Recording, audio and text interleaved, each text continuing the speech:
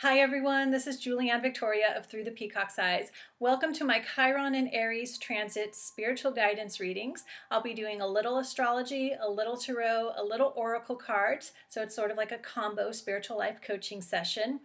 Of course, these are general readings, and how they more specifically affect you, play out in your lives, will depend on your own personal natal chart.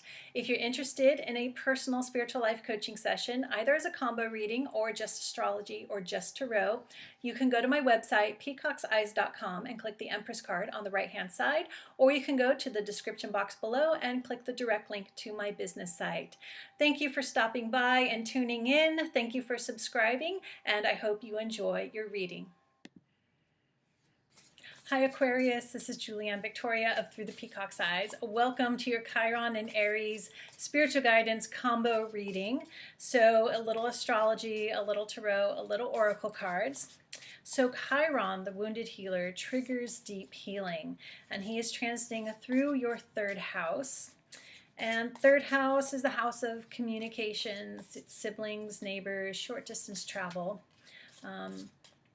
But its strongest energy is of communication, how you communicate with the people around you, whether that's in person, on the phone, through the computer, emails, what have you. So Chiron entered Aries in April 2018, and he will be in Aries until June 2026, except for a short retrograde back into Pisces, and that occurs from September 2018. We had a card fly out for you. Until February 2019. So let's see what guidance from the tarot we get for you, Aquarius, for this Chiron and Aries transit. Okay. It's a little difficult to split this deck because I am using a round deck, and it's called the Circle of Life Tarot. Okay, so I'm doing a 3-card reading, but you have an extra card. A lot of people have had extra cards, and 2 of them are major arcanas. All right, Aquarius. So the card that flew out is the 2 of Swords. I love this 2 of Swords. I love how the woman's head is on the top of the elephant. So this is a card of peace, peace of mind. What I'm just feeling is like a sigh of relief, like a deep breath and a So I feel like this Chiron transit through your third house is actually helping to release something that has hindered your ability to communicate and connect with people in a way that you would prefer. So Aquarius, you're the humanitarian sign. You tend to want to connect to people, to help people, to do what is best for the whole, for humanity. And there may have been something hindering you in how you connect to people, either how you verbalize or put words together, things you put into writing, people just not understanding you, miscommunication. And this Chiron and Aries energy is going to help release that through healing. Now the healing is you not getting stuck in your head, you not being indecisive. But what's unusual for you is I'm not getting a whole lot of deep inner processes going on. It's really a much lighter healing process with this transit. Now that won't be for every Aquarius out there. And I've pointed out, this is a 7 to 8 year transit.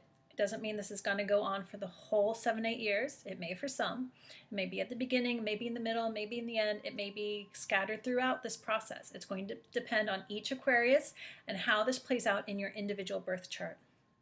But the healing occurs in your mind. Letting go of whatever thoughts, whatever beliefs, whatever indecisiveness get you stuck in your head, and getting that peace of mind to let communications and connection with people around you to flow in a more humanitarian way. Okay. Now the 3 cards we have here, it's actually quite nice. I'm going to go with the third card first because it ties into that Two of Swords. We have the Four of Swords. So both of these cards bring about peace of mind.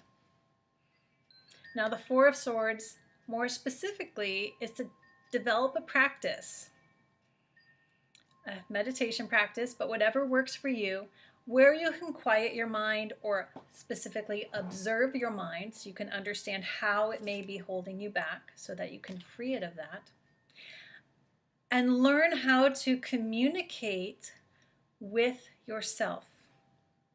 So communication between your mind, your thoughts, and your heart, your spiritual self, your intuition, your emotions.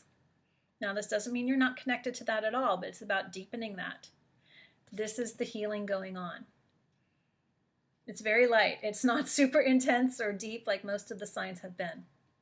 But this in itself can be challenging because we're in a society that's so much in the mind. Work with the mind, learn to communicate, develop the communication between your heart and your mind, or your soul and your individual ego. And that's going to help with your communication and connections with all others in all forms of communication. Okay. Now the other two cards are major arcana cards. We have the Moon. And the Moon is all about our emotions. It's also a lot about our intuition. Reflecting. Again, it can come through meditation, but taking time to reflect on your emotions. Do you catch yourself overthinking your emotions? If so, let yourself just feel. And those feelings, those emotions, those intuitive insights, like the bright moon here, will shed light on things. And it's through that allowing yourself to feel those emotions, to not overthink them, that you develop the dialogue between your mind and your heart. And of course, there's always an element, trust what you feel. Trust what you feel that comes from the heart. Anxiety, worry that comes from the head. Compassion. Your humanitarian self. Love, kindness. Even joy. Trust those emotions. Let those emotions communicate with your mind so you can find that inner peace. And when they work together, again, things open up outside of you. Those connections, those communications. I want to say for some Aquariuses, your community grows. And then your third or your fourth card here is the Emperor. It's through this healing of this need to free up and open up communication between your mind and your heart. Really gives you this feeling of stepping into your full power. I actually want to say your full being. The Emperor is about being a master of your life. You really step into this beingness because you have that connection, that communication, that dialogue within. And as you step into this beingness, you're able to, in a sense, be in charge of the life around you. It's not about controlling other people, controlling situations. It's just the beingness of having that self-empowerment, because you acknowledge your emotions, you trust that intuition. It's not going to be perfect all the time. You use the mind to evaluate that, to have that dialogue. You don't let that get lost in the mind. And I want to say you ooze confidence. And that confidence in turn helps with your connection, communication, and your community. A much lighter and freer healing process here. Okay, let's see what message we get here from the Whispers of Healing Oracle cards.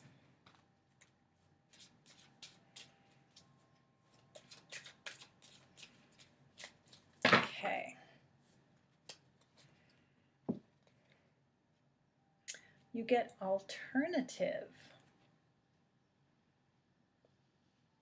So I'll read that section from the guidebook. It's number 40. All right, Aquarius. There are lots of alternatives to Western medicine. Consider taking a holistic approach to something troubling you at present. Holistic medicine takes care of the whole person rather than just the physical symptoms of illness. This doesn't mean ignoring your doctor's advice. It's simply about addressing social, emotional, mental, and spiritual factors as well as physical ones. So I would say with that, if you know, to get in this more peaceful state of mind, of course, meditation helps, whatever that means for you. But it could be, start getting regular massage, start going to a meditation practice. You can try acupuncture if you're stressed out, because when these are in an, especially the Two of Swords, if you're stuck in an unhealthy state, it's because we're stressed out. Go for acupuncture, go to yoga. Okay. Your body is an autonomous miracle. It possesses the ability to heal itself. A holistic approach to health supports your body's healing processes and reinforces its innate ability to repel contagions and prevent illness. Help your body to heal itself and protect you from disease by learning to care for yourself in natural ways. Get plenty of fresh air, be aware of how much time you spend indoors, drink a healthy amount of water, eat a good diet, get plenty of exercise. Be sure to do something to detox your body on a regular basis. A fairy uses magic to repair her friend's wing. The fairy sitting on a mushroom may indicate exciting changes ahead. Mushrooms can represent your soul with a shift from dark to light. Ivy covers the ground beneath the fairies. Ivy is a symbol of the wandering soul in search for enlightenment. Be sure of the direction of your desires so you are not trapped by your wanderings. Ivy is also used for medicinal purposes. Essential oils and or herbs may hold a solution for you. Essential oils may help you de-stress, sleep better, because sometimes this is about getting better sleep, so your mind is not so stressed out. Look to alternative medicine to help with the mental healing, finding that mental peace. I do want to say massage therapy, or just getting out, how it said, fresh air, getting out in nature. Breath work, just feel deep breathing. And all that will help you get in tune with your emotions, with your heart, with your intuition, to enhance this moon energy. So the light of the moon can shed light on things, so you can step into your power, or step into your power more, and connect to everyone in your life in a grander way. All right, Aquarius. I hope you enjoyed your reading. Thank you for stopping by. Subscribe to support my channel, and I hope to see you back here soon.